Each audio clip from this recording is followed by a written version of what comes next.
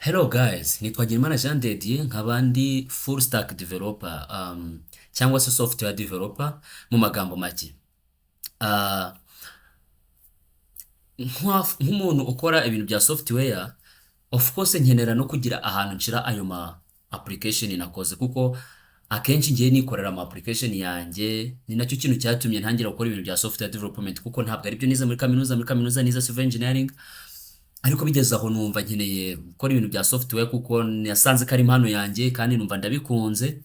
Ariko intego nyamukuru kwari kugira ngo njye niyubakira ama application kuko numvaga mfite ideas nyinshi z'ibintu runaka nshaka gukora, ku buryo najya niyubakira ama application nkashyira kuri internet nka solvinga ibibazo runaka ndi kubona mfite cyangwa se n'abandi bantu bafite. Nkimara kuvuga rero ibyo kuvuga ngo kuyubakira ama application, niba usobanukiwe ibintu bigendanye no gukora ama application ama website ibintu nk'ibyo, hariho n'icyo bita kuyahostinga, kuhostinga ama application. Kandi biterwa n'ubwoko bwa application uri gukora. Niba wenda uri gukoresha service nka WordPress, hari uburyo buba buhari bushobora ya hostinga nyine ukishyura. Akenshi ubwo buryo buba buri managed, aho ugenda nyine abantu bara creating service ukishyura hanyuma ugahostinga bagahugufasha guhostinga iyo website yawe. Ariko kuko ngiye ibyo nkora birenze cyane gukoresha WordPress, ko ni codingira programmingira application, of course nkeneye no kuyihostinga, nkeneye kuyideployinga, tubyita deployment, kuyishyira online kugira ngo abantu bayibone niba ari urubuga barusura. Mu bwo buryo rero bwo gushyira ibintu kuri internet, hari uburyo bugera nko kuri butatu cyangwa se bune, ariko ngiye kukubwira bumwe muri ubwo. Bumwe muri bwo harimo kuba wagenda abantu bafite service bakawuhostingira, wowe ukajya ubishyura. Harimo Vaser, harimo Netlify, harimo Render, harimo Horuku.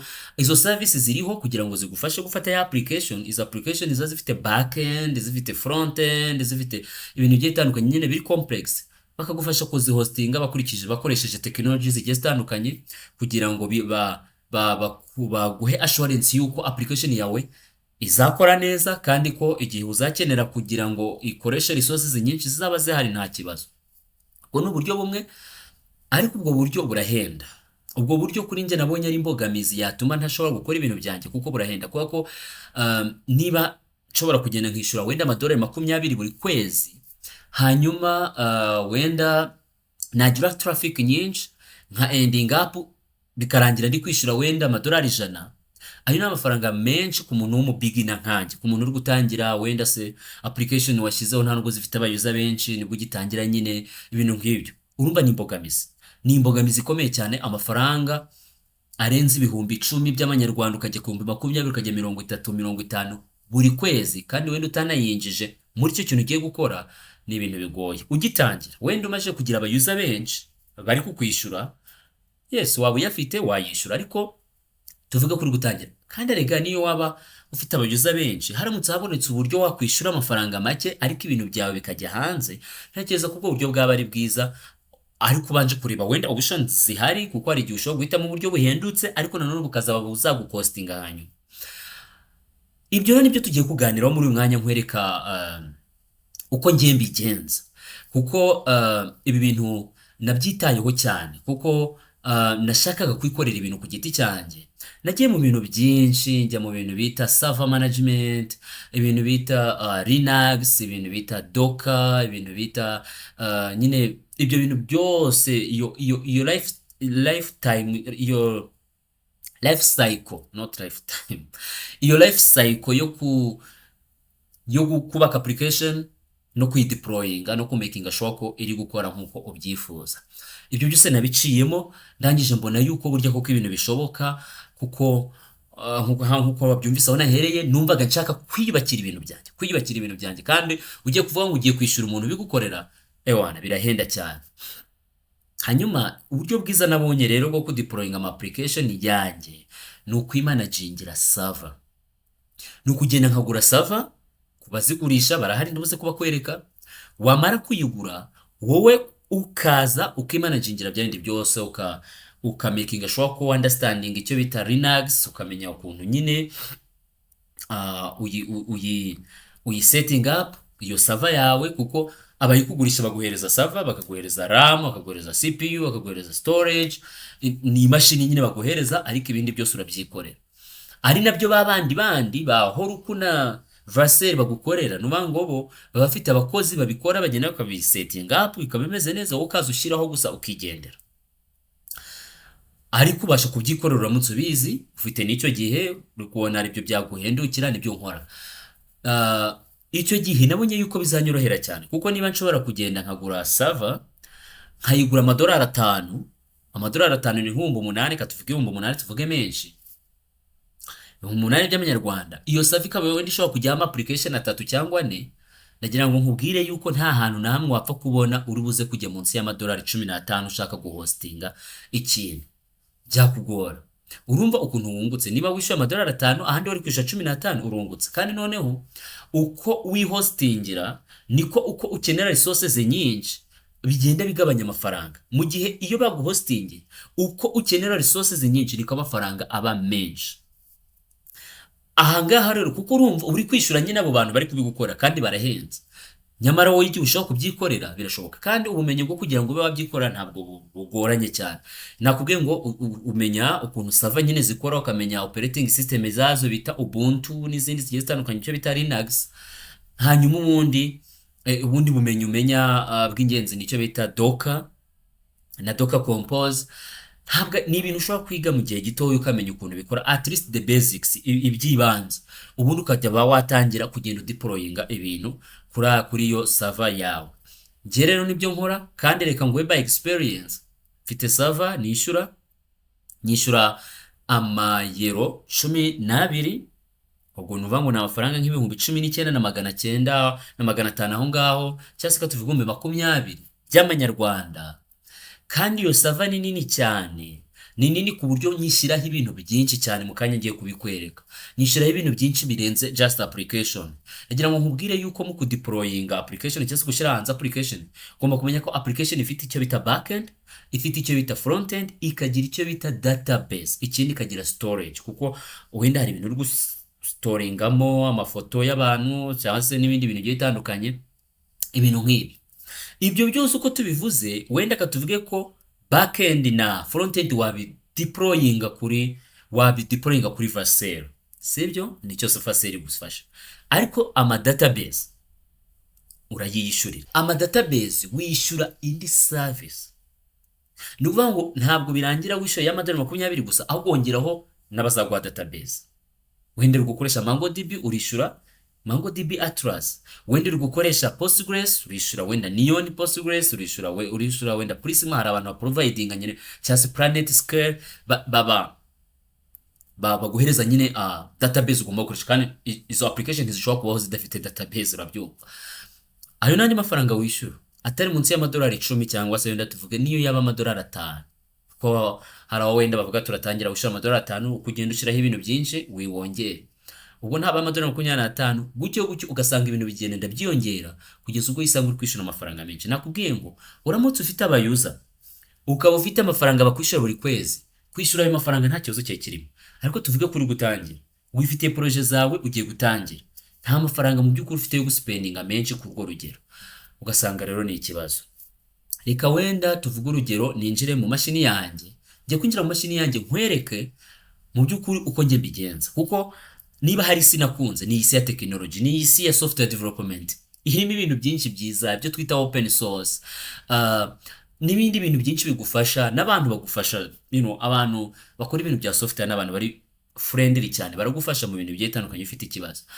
Rero uragiye wishyuye sava, urayiguze. Nahisemo kujya nkoresha iyi service bita Docdeploy. Nuvuga ngo Docdeploy ikikora niki? Docdeploy wenda twandikemo hano tumenye Docdeploy ikora iki. Docdeploy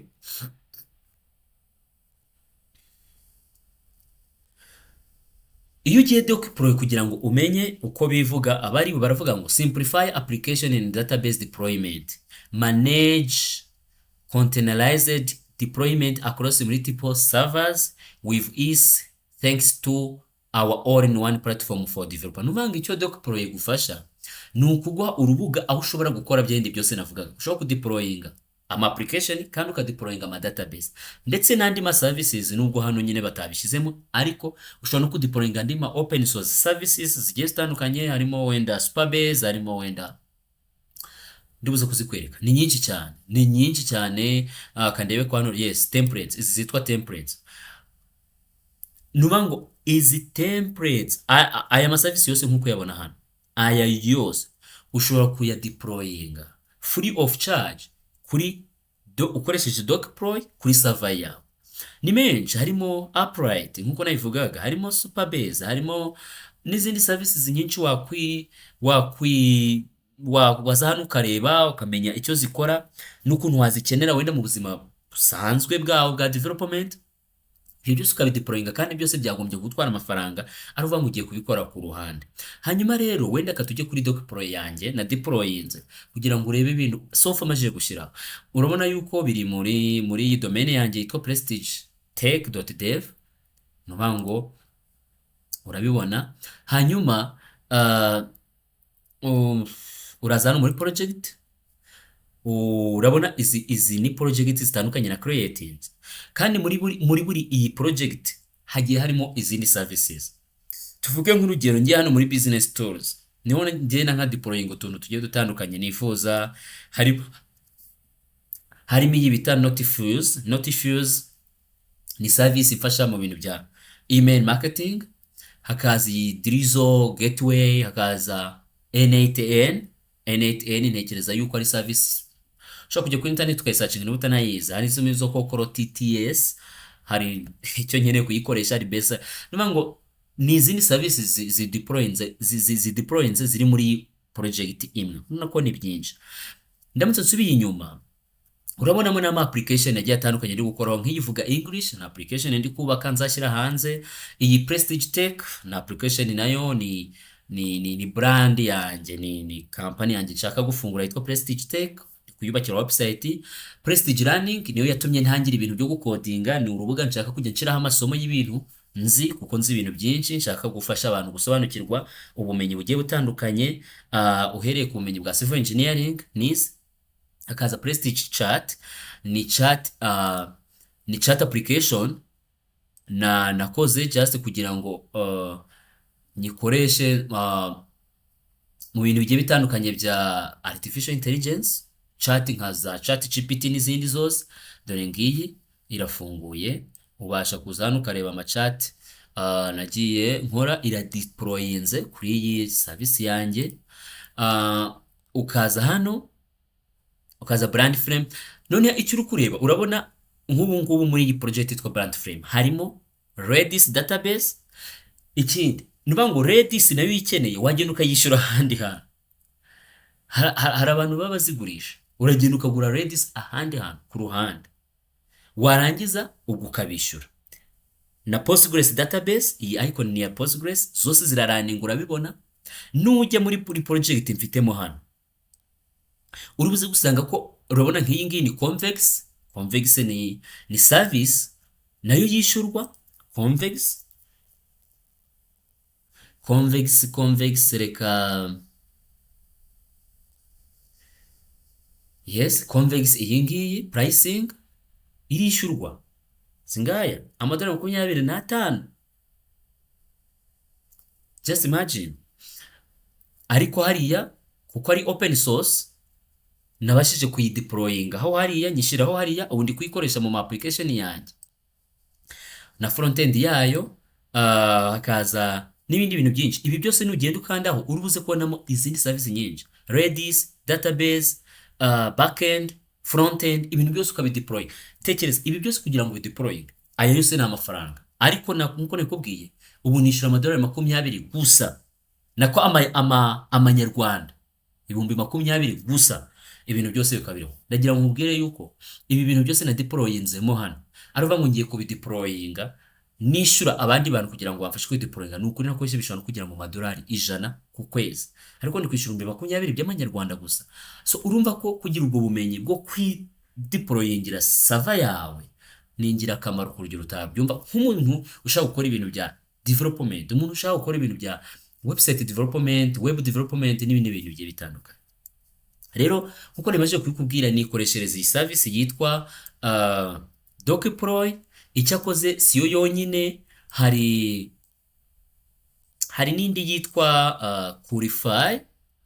Qlify niyo nabanje nakoresha, ndetse Qlify nayikoresheje hafi umwaka wose, ariko maze kumenya ibyiza bya Dociploy bita Qlify nyihura nayo. rero ikora kimwe nayo, uzazigerageze zombi niba ushaka kubikora urebemo iyakubera nziza, ariko ngewe sofa nakurekomanda nakurekomanda Dociploy kuko niyo nziza cyane cyane ku ma database, niba uzi kuzakora ibintu byo bigeneye no hosting ama database. Iki ni ikintu nibagiye kukubwira ngarutse hano kuri Dociploy. Wenda Dociploy nzayigarukaho nkwereka ibintu bigiye bitandukanye, kuko ubu ngubu nuba ngo nshobora no gukora iki, nshobora no gukora icyo bita backup. Urabona database, iyo gukora ibintu birimo database ugomba kugira backup ya database zawe, kugira ngo anytime ibintu bitagenze neza uba ufite backup. Nkanjye nkora backup ya buri saha, nuvuga ngo buri saha ihita inkorera backup y'ama database yanjye yose. Mbasha kubikwereka hano muri Telegram, kuko nayihuje na Telegram kugira ngo Telegram ijye imenyesha ko bajye banyoherereza notification ko backup yakozwe. Mfunguye hano Telegram, nkajyamo hano muri Dociploy notifications, urabona ko bagenda banyoherereza ko bakoze iki backup, database backup. Bagenda binyoreza bakabinyorerezaho hano, nkabibona ko buri saha byakozwe, ko buri saha byakozwe. Urabona ko ni ibintu by'ingirakamaro. Harimo n'ibindi bintu byinshi. Iyi Dociploy service imwe ushobora no kwishyiraho n'andi masava menshi. Iyi ni server imwe iriho, ariko mbasha no gushyiraho n'izindi server nyinshi nkazimanagingira muri Dociploy instance imwe. Nshobora kugira server wenda y'ama database gusa, nkayigira wenda nkafata server ntoya ntari buze kwishura amadolari amayero 10, nkafata nk'iyo ndishura amayero 5, nkayigira y'ama database, nkagira wenda n'indi server y'ama application, wenda nkagira n'indi server y'ama services agiye atandukanye, wenda template runaka nshobora kudeployinga. Ibintu byose nk'ibyo byose nkabimanagingira within one Dociploy instance. Ibyo rero ni ibintu biryoshye. Hano harimo n'ibindi bintu byinshi bihambaye, ibyo bita Docker Swarm, ibyo bita ama registry n'ibindi bitandukanye, ku buryo uko application yawe growing, icyo twita scalability, niba application yawe growing ukaba ugize abagize benshi, ushobora kuyiscalinga horizontally, vertically, ibintu byose bikagenda neza kugeza ku rugero runaka. None wenda wagira abantu benshi cyane basura website yawe mu musogonda, wenda abantu 10,000, abantu wenda 1,000, abantu guhera ku bantu 1,000 kuzamura ukageza ku 10,000, 100,000, nawe urabyumva. Niba ufite abo bantu bose basura urubuga rwawe, kubyenda ko ufite amafaranga menshi, kuko nta buryo na bumwe urubuga rwawe rwasurwa n'abantu benshi ngo uteke kuba ufite amafaranga, ukaba noneho wenda wakwimura ukabishyira kuri za services ziri managed n'abandi bantu bafite ubumenyi wenda bwagutse burutu bwawe. Ariko sofa usobanukiye icyo bita Docker Swarm, usobanukiye icyo bita ama registry, ibyo usobanukiye icyo bita nyine ibyo bintu bigiye bitandukanye, ushobora kubyikorera ukamanaginga ama cluster yawe, ku buryo ikintu bita application ubyikora rwose, ukaba wizeye yuko application zawe zibasha guscalinga horizontally ndetse na vertical. Rero ibyo ni ibyo nakubwira. Hanyuma ushobora kuvuga uti just kuvuga ibintu by'amasava n'ibiki, sava ubundi ni ibiki, bimeze gute? Ubundi iyo ugiye nko kuri definition, hari icyo twita virtual private server, ariyo bita VPS. Nimango is known as VPS, act as isolated virtual environment on a physical server. Nuvango habari server iri physical somewhere, wenda mu Burayi, ahantu hagiye atandukanye abantu batanga izo service bafite ama data center. Hanyuma bakagenda bakaguha mo space, environment yawe wenda yama CPU runaka na storage runaka, ndetse wenda na RAM runaka ukayikoresha. Ariko wowe n'abandi bantu mukaba mushobora gusharinga server imwe iri physical, mukayisharinga muri benshi. Hariho n'ubundi buryo bw'ibyo bita dedicated server, cyangwa dedicated cloud ko wabyita. Iyo iri dedicated iyo wowe baguhereza noneho imashini yawe udasangiye n'abandi, ariko nayo igahenda. Ariko iyo nta bayuza benshi ufite nyine nkuko nabivuze, ni byiza ko ikoreshereza VPS, kuko nta kibazo na kimwe, kuko maze imyaka igera kuri 2 mbikora, nta kintu na kimwe nigeze mbona cyambuza kubikora. Nyine ntegereje kuzagira ba bantu benshi cyane basura urubuga rwanjye nkagira ibyo bibazo, ariko igihe ntarabigira ngomba kukubwira ko ibi bintu bikora mbere unuva ngo ugitangira birakora, wenda utangiye kugira abantu benshi bikaba byatangira kukwereka ibibazo ugashifitinga ukajya ku biri more advanced. Rero ibyo ngibyo birahari. Abantu bacuruza rero amasavanzi ni benshi ariko ngiye nk'abo nkoresha naba bitwa Hetzner, ni Abadage, batanga amasava ahendutse pe, ahendutse cyane. Nk'iyo nkanjye nkoresha izi zitwa cost optimized, iyo ugiyeho hano ubasha kubonaho sava exact margin. Nkanjye nkoresha iyi ngiyi aho baguhereza CPU 8 na RAM 16 na storage SSD 160, nkishyura aya ni amafaranga barayapudetinze kuko ntabwo ari aya ngaya ngiye nishyura 11 n'ibice 9 ubwo ni 12, ariko ni amayero. Okay, ubwo mu madolari agomba kuba aya ngaya kuko aya ni amadolari, ngiye nishyura mu mayero, sibyo? Ariko urumva ni amafaranga make, c'est vrai. Ubu translatinze n'undi aya ngaya yaragwa mu bihumbi 20 bakaguhereza iyi sava. Iyi rero ni nini cyane kuko ishyiraho ibintu byinshi. Reka nkwereke nk'ubu ngubu tuvuga urugero, biriya bintu byose nakweretse nashyizeho, reka nkwereke ngo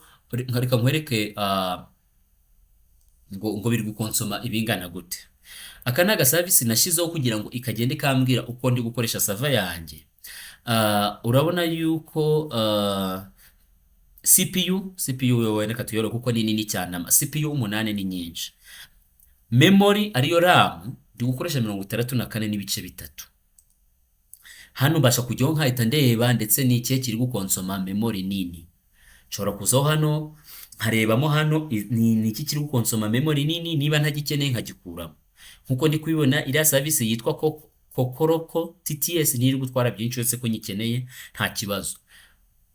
N'ibindi bintu byinshi bigiye bitandukanye basa kuzana hano habanyereka ama container yose kuko iyi Docker ikoresha icyo twita Docker. So aya ni ama container rero ya Docker. Niba umenyere ibintu bya Docker bari kunyereka uko agenda ameze ama container, no bango bafata buri kintu cyose bakagicontainerizinga nkuko nabikweretse. Ngiye kuri memory aka kanya bitabanyereka ko Kokoro TTS iri gutwara nyinshi, iri gutwara 2.6, hagakurikiraho Docker Pro ubwayo iri gutwara 1.7. Iyi application yanjye yitwa Kwiga Bibiliya Convex yayo backend yayo iri gutwara megabyte 750 zinga. Ugakomeza ukagenda ureba, washaka ukareba na CPU iri gutwara byinshi, washaka ukareba na network ibintu byose ni ikihe kiri gukoresha internet cyane, ibintu byose nk'ibyo. Urabona yuko rero ndacyafite umwanya wo kuba nashyiraho n'ibindi bintu byinshi, kandi nkuko nabikweretse n'ubundi iri busy. Nashyizeho ama application menshi pe, mo hano hose hagiye harimo ibintu byinshi ku buryo harimo ama database menshi, harimo ibiki, ariko byose birakora nta kibazo.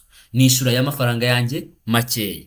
Hanyuma rero iyo nari nkweretse ni Hetzner niyo nkoresha, ariko no mu Rwanda hari abantu bagurisha amasava, kandi ni byiza ko mbakubwira kuko uri mu Rwanda kugira ngo nukenera gukoresha service zo mu Rwanda uzikoreshe, kuko hari ikintu bita compliance. Niba gukora service mu Rwanda uba ukeneye kuba compliant n'ibyo leta y'u Rwanda isaba. Ugomba rero gukoresha sava zo mu Rwanda. Harimo iyitwa Stretch. Iyi Stretch niyo ni nshyashya, Stretch Cloud. Aba batipe kabisa bakora ibintu byiza, bafite service yabo. Icyo nayikundiye ni uko ijya kumera 100%. Nk'iyi Hetzner nkoresha nuvuga ngo iri advanced, iri modern, ibintu byose bikoze neza. Rero ushaka kugura VPS, ushaka kugura cloud, ushaka kujya waza ukavugana nabo bakakugurisha kimwe uko wanabyikorera nkuko nanjye nabikoze. Hano mfiteho account, nubwo ntakoresha server zabo ntari natangiye kuzikoresha, ariko ngiye ninkeneye kugura server yo mu Rwanda nta bandi nzakoresha uretse abangaba, kuko nibo mu by'ukuri navuga bari modern, bagezweho, bari gukora ibintu nkuko bikwiriye gukora. Hano ndi gushyiramo account yanjye kugira ngo nkwereke. Hano bo icyo twe twita hariya VPS cya cloud hano bakita compute. Iyo ugeze hano uyu ukanzara ngo create compute, urabona sofa bofaringa Ubuntu dedicated, ntabwo bari bayishyiraho, iri hafi, bari hafi kuyikora. ikindi okay, SSH key. Igihe narebaga ubushize ntabwo bari bagashyizeho SSH key, ariko urabona ko SSH key bamaze kwishyura bakoreshaga root password gusa, ariko SSH key ni nziza cyane kuko ituma uyikonegitinga n'imashini yawe ku buryo nyine nta bantu bapfa kukwinjirana ngo bangize ibintu byawe. Urabona rero ko nabo baragurisha amaramu, barakwereka RAM, bashobora kuguha storage ndetse na CPU.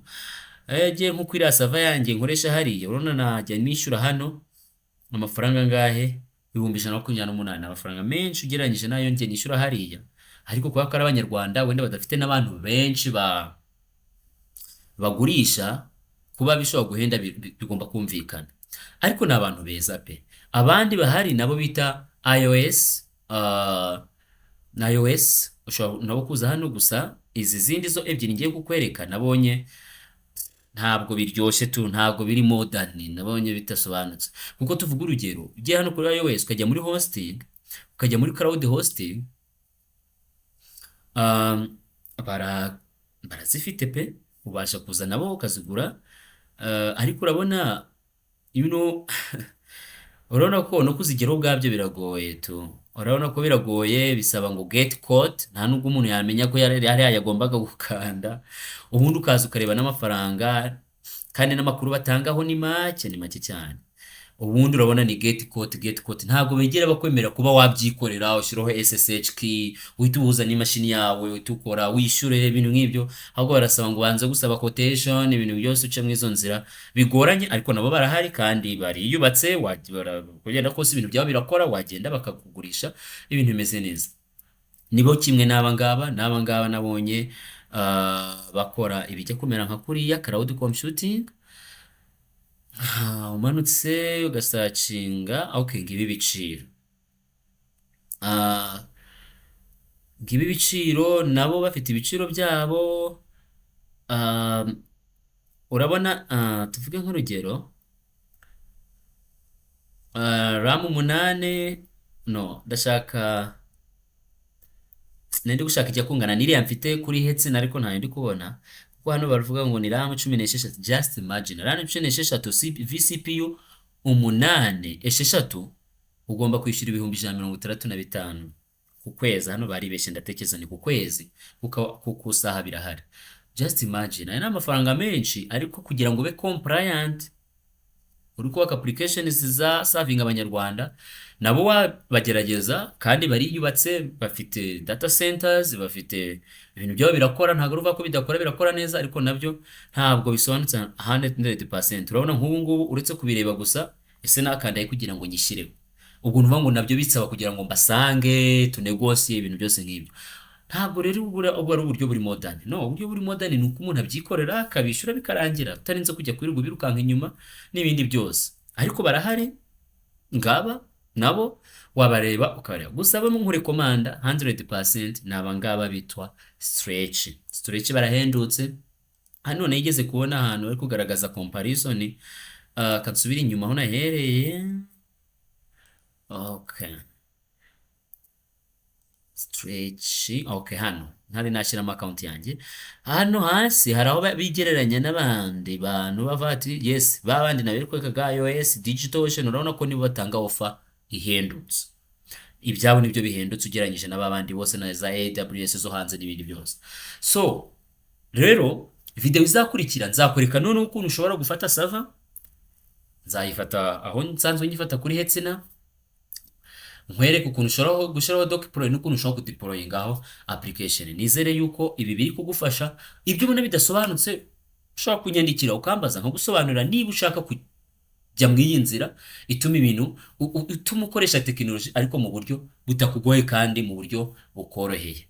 Rero ujye ukomeza kunkurikira, ni Hagenimana Jean de Dieu, nzajya mbafasha ku bintu bigiye bitandukanye na technology, kugira ngo turusheho kubaho muri iyi si ya technology, dukora ibintu byiza kandi bituryoheye. Murakoze.